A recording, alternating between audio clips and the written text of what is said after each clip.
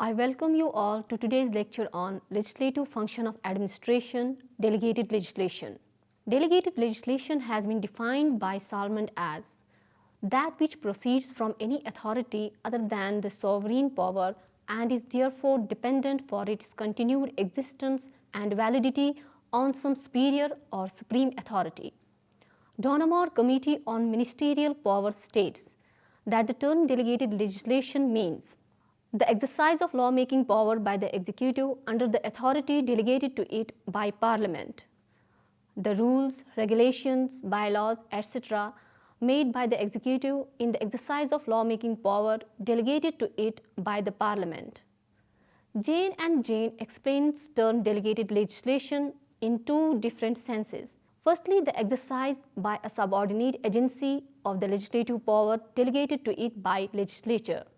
And secondly, as subsidiary rules themselves which are made by the subordinate agency in pursuance of power delegated to them through legislation.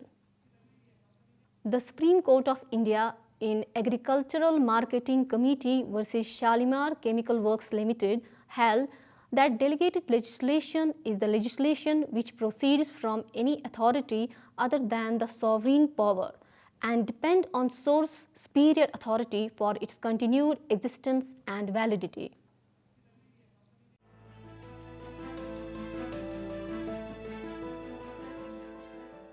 Now let us discuss the reasons for delegated legislation. Delegated legislation is not a new phenomenon. Ever since the statutes came to be made by Parliament, the delegated legislation also came to be made by an authority to which the power was delegated by the Parliament. It's no use going back into the pages of history or to look to the Statute of Proclamations 1539, under which Henry VIII was given extensive powers to legislate by proclamations. What is intended to be emphasized is that there has always been and continues to be need for delegated legislation. The exigencies of modern state, especially the social and economic reforms, have given rise to the making of delegated legislation on a large scale, so much so that a reasonable fear could have arisen among the people that they were being ruled by the bureaucracy. In Agricultural Marketing Committee versus Shalimar Chemical Works Limited, the Supreme Court has counted many reasons for the growth and development of administrative rules making. The reasons for giving delegated power to the government to make rules are many, but the most prominent and dominant reasons are: number first, the area for which powers are given to make delegated legislation may be technically complex, so much so that it may not be possible and may even be difficult to set out all permutations in the statute. Number second, the executive may require time to experiment and to find out how the original legislation was operating and thereafter to fill up all other details. Number third, it gives an advantage to the executive in the sense that a government with an onerous legislative time schedule may feel tempted to pass skeleton legislation.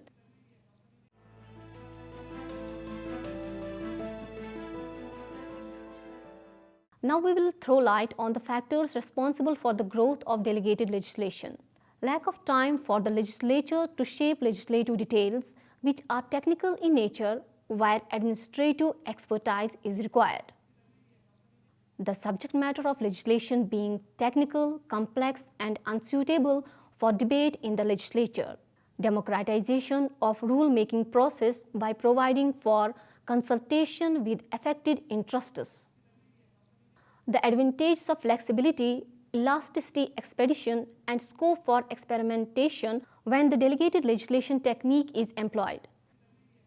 Further, socio-economic schemes being experimental in the initial stage and the practical difficulties at the stage of implementation cannot be foreseen. Delegated legislation technique has the attribute of adaptation to unknown future conditions without formal legislative amendments.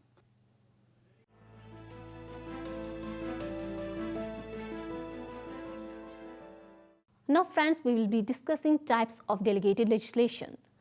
Delegated legislations may be classified into two broader categories.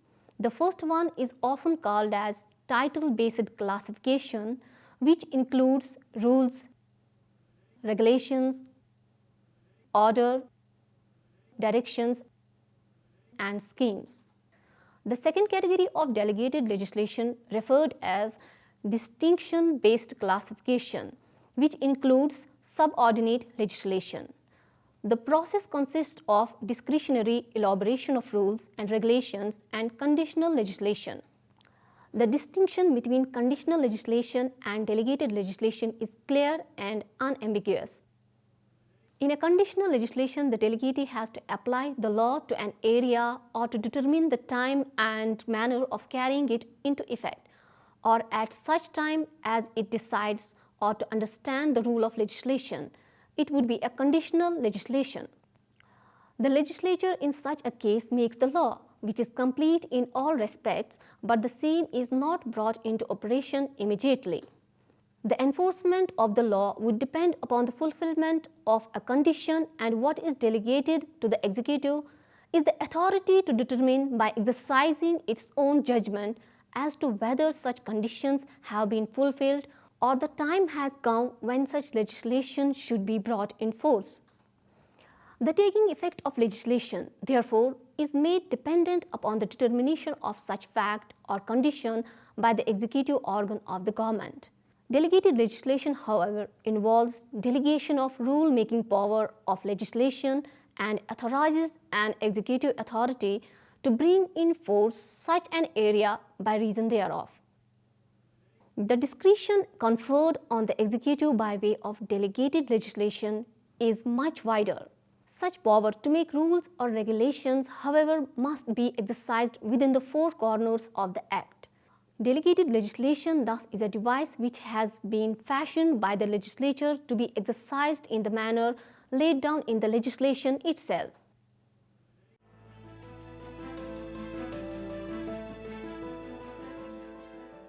Now we will discuss need for regulation of delegated legislation. The power of delegation is a constituent element of the legislative power as a whole under Article 245 of the Indian Constitution and other relative articles, and when the legislatures enact laws to meet the challenge of the complex socio-economic problems, they often find it convenient and necessary to delegate subsidiary or ancillary powers to delegates of their choice for carrying out the policy laid down by the Acts as a part of administrative law. The legislature has to lay down the legislative policy and principle to afford guidance for carrying out the said policy before it delegates its subsidiary powers. In Avinder Singh versus State of Punjab, Justice Krishna Iyer laid down the following tests for valid delegation of legislative power. Number first, the legislature cannot efface itself. Number second, it cannot delegate the plenary or the essential legislative function.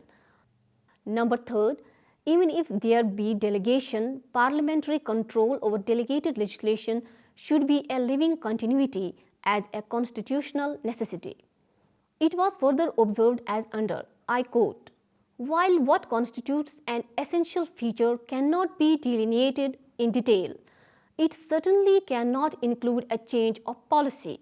The legislature is the master of legislative policy, and if the delegate is free to switch policy, it may be usurpation of legislative power itself." Unquote.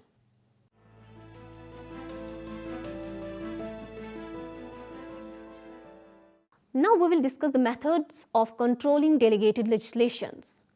The methods of controlling delegated legislations are parliamentary control, procedural control, and judicial control. Parliamentary control refers to various control mechanisms provided either in the general rules of parliamentary proceedings or given as a part of Parent Act. These controls include laying in the House the subordinate legislation and subsequent proceedings thereof. In Messrs. Atlas Cycle Industries Limited and others versus State of Haryana, the Supreme Court stated about the procedure generally followed when an order or notification is laid before the legislature. These are laying which requires no further procedure, laying allied with the affirmative procedure and laying allied with the negative procedure. The court observed that the object of requirement of laying provided in enabling acts is to subject the subordinate law-making authority to the vigilance and control of the legislature. The degree of control the legislature wants can be noticed on the language used in such laying clause.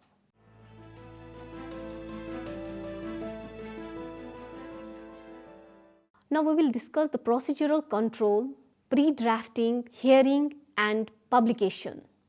In B.K. Srinivasan and others versus State of Karnataka and others, Supreme Court observed that unlike parliamentary legislation which is publicly made, delegated or subordinate legislation is often made unobtrusively in the chambers of a minister and a secretary to the government or other official.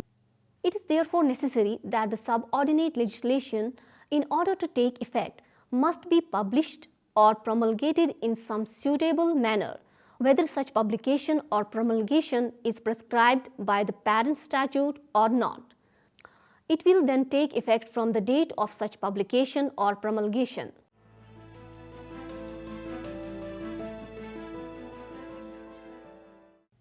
A constitutional bench of the Supreme Court in Messrs. Shri Sitaram Sugar Company Limited versus Union of India held that legislative action, preliminary or subordinate, is not subject to rules of natural justice.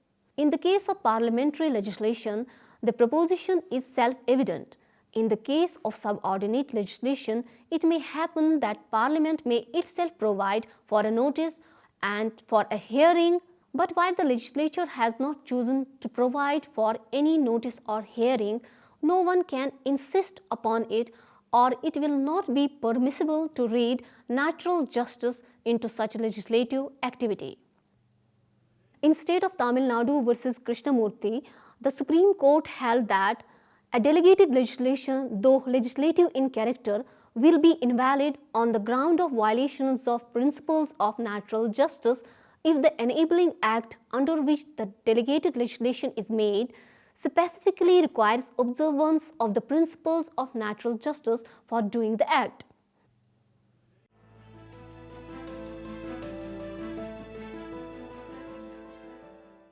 Now friends, let us discuss the judicial control of delegated legislation, principle and procedure. While considering the validity of delegated legislation, the scope of judicial review is limited, but the scope and effect thereof has to be considered having regard to the nature and object thereof. The nature of delegated legislation can be broadly classified as number first, the rule-making power, and number second, the grant of exemption from the operation of a statute. In the latter category, the scope of judicial review would be wider as the statutory authority, while exercising its statutory power, must show that the same had not only been done within the four corners thereof, but otherwise fulfills the criteria laid down thereof. The courts therefore will require due proof that the rules have been made and promulgated in accordance with the statutory authority unless the statute directs them to be judicially noticed.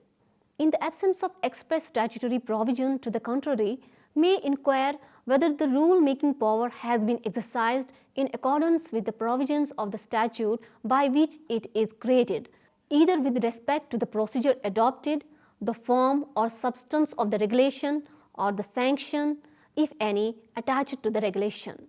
And it follows that the court may reject as invalid and ultra vires a regulation which fails to comply with the statutory essentials. Delegated legislation is open to the scrutiny of courts and may be declared invalid particularly on two grounds: violation of Constitution and violation of the Enabling Act. Rules made under the Constitution do not qualify as legislation in true sense and are treated as subordinate legislation and can be challenged in judicial review like delegated legislation.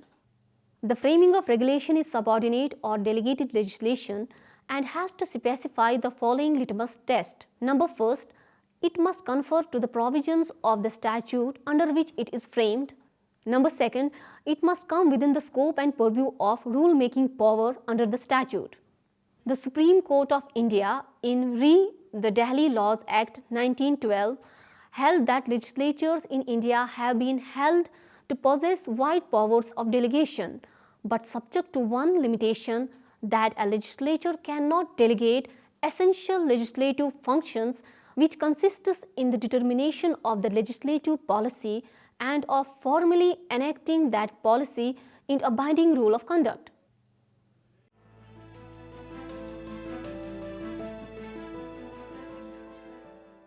Now let us discuss essential policy formation test. The question as to limits of permissible delegation of legislative power by a legislature to a subordinate authority has come before Supreme Court in a number of cases, and the law as laid down by the court is not in doubt now. Considering the complexity of modern life, it is recognized on all hands that legislature cannot possibly have time to legislate in every minute detail. That's why it has been recognized that it is open to the legislature to delegate to subordinate authorities the power to make ancillary rules for the purpose of carrying out the intention of the legislature indicated in the law, which gives power to make ancillary rules for the purpose of carrying out the intention of the legislature indicated in the law, which gives power to frame such ancillary rules. The matter came before Supreme Court for the first time in the Delhi Laws Act 1912. The opinion in case has with the passage of time become crystallized. In this case, two views were broadly propounded. Justice Patanjali Sastri was of the view that the Indian Parliament, acting within the limits circumscribing its legislative powers, intended to have plenary powers of legislation as large and of the same nature as those of the British Parliament, and no constitutional limitation on the delegation of legislative power to a subordinate unit was to be found in the Constitution Acts. The Indian Parliament is therefore competent to make a law delegating legislative power both quantitatively and qualitatively, as is the British Parliament, and in the absence of any constitutional inhibition, delegation of legislative power, however extensive, could be made so long as the delegating body retained its own legislative power intact. But for the effacement of its power, a positive enabling provision in the constitutional document was required. The learned judge further observed that the court cannot strike down an act of Parliament as unconstitutional merely because the Parliament decides in a particular instance to entrust its legislative power to its appointed instrumentality, however repugnant such entrustment may be to the democratic process. On the other hand, Chief Justice Kania was of the opinion that the essentials of legislative function are the determination of the legislative policy and its formulation as a rule of conduct. If the legislature, having made its laws, leaves the details for working out and for carrying an enactment into operation to another subordinate agency or to some executive officer, there is no delegation of legislative power. If full powers to do everything that the legislature can do are conferred on a subordinate authority, although the legislature retains the power to control the action of the subordinate authority by recalling such power or by repealing the acts passed by the subordinate authority, there is still an abdication or effacement of the legislature conferring such power. In Vasantlal Maganbai versus the State of Bombay, the question of delegation of legislative power arose. This court enunciated the principle thus, I quote, "Although the power of delegation is a constituent element of the legislative power, it is well settled that a legislature cannot delegate its essential legislative function in any case, and before it can delegate any subsidiary or ancillary powers to a delegate of its choice, it must lay down the legislative policy and principle so as to afford the delegate proper guidance in implementing the same. A statute challenged on the ground of excessive delegation must therefore be subjected to two tests. Number first, whether it delegates essential legislative function or power, and number second, whether the legislature has enunciated its policy and principle for the guidance of the delegate. While concluding, it may be pointed out that it has been the most complex question for judiciary to exercise control over delegated legislations. If the Parent Act has made the policy guidelines very explicit, then there may not be any problem in regulating rule-making powers delegated to the executives. However, when such policies are either not clear or too complex, judicial scrutiny has been always limited to find out ways and means to show policy enshrined in the Parent Act or no policy at all. In no case court can substitute its own wisdom and lay down policy thereof. With these words, I conclude today's lecture. Hope you have understood fully. Thank you.